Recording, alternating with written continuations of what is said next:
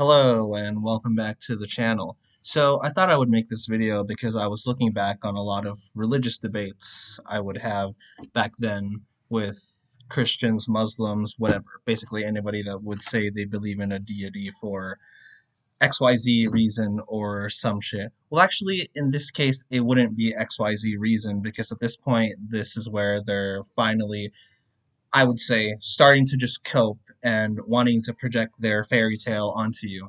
Now, that might sound rude, but as the nature of what this is going to be about, I think it's fair game. Because what I'm essentially talking about is I've spoken to some religious people long enough, and they reach a point where once they can no longer even attempt to make any arguments, they'll fall along the lines of, oh, deep down you know there's a god, and oh, you're running away, blah blah blah, and like whatnot.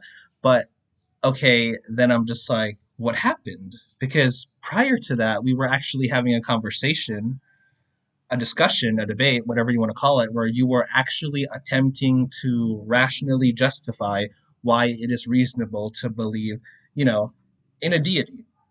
So, oh yeah, by the way, if this isn't you, then obviously this doesn't apply to you. But if you are this kind of religious, theistic person, then obviously, yes, this video is going to be dedicated to you because then I'm going to start to say, oh yeah, if anything, isn't that just more of a projection?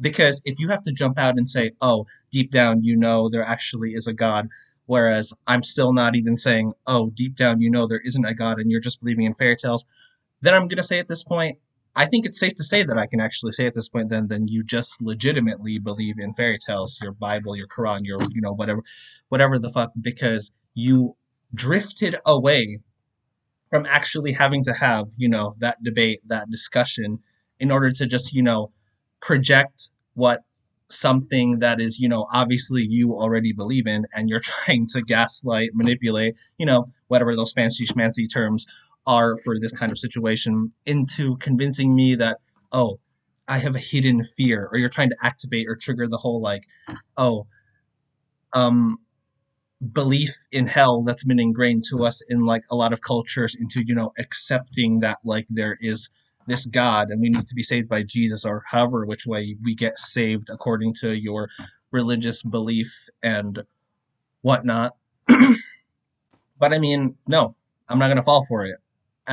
If you're gonna mention hell, I'm gonna ask you to justify hell. I'm gonna ask you to prove hell because I don't even believe in an afterlife.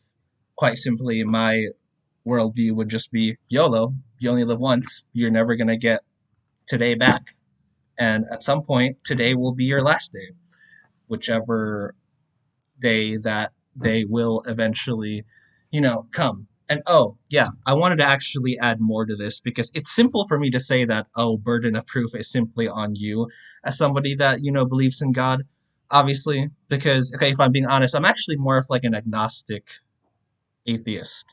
Like, okay, nobody can prove or disprove God. Fine. Maybe as a compromise or as like a middle sort of thing, I can meet you there if you can admit that you're an agnostic theist, if you just admit that your belief in God relies solely on your faith in God and nothing more.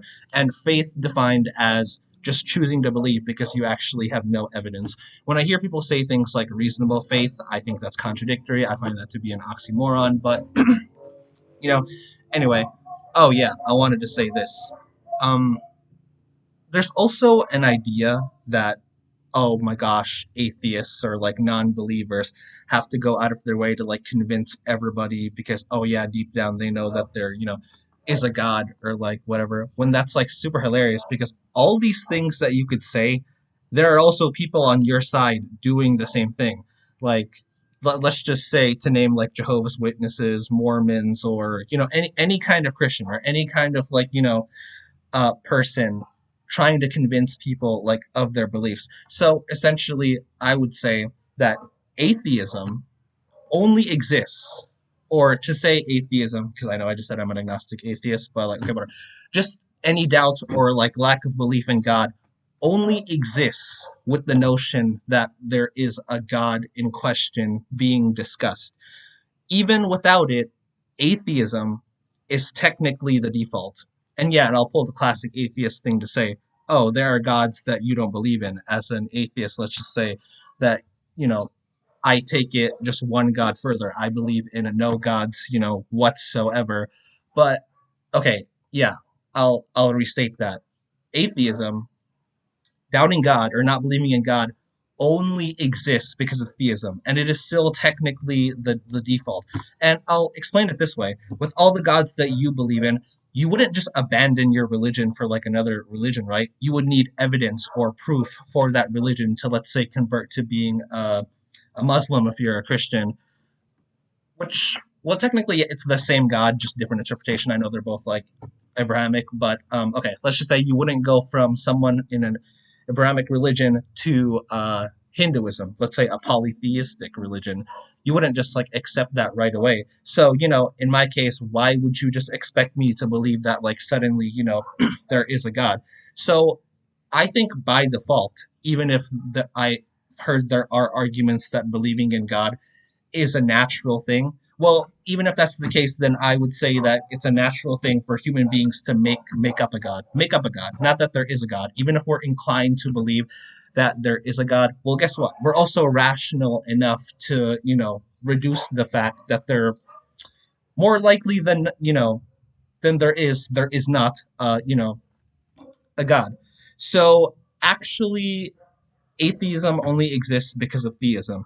Even without theism, atheism is the default because atheism relies on living more practically, and we live in a natural, material sort of world where we don't assume there isn't anything immaterial like a god. So even without talking about atheism, we still, in a way, go through the practical lens of being atheistic if we don't even just have the God discussion in general. So yes, this is my whole response to the whole, oh, deep down, there's a God, whatever sort of thing. If there isn't anything that's clear, or maybe I perhaps forgot to like drop anything in, then obviously you can comment. I'll try my best to like, respond to them and clear myself as much as I can.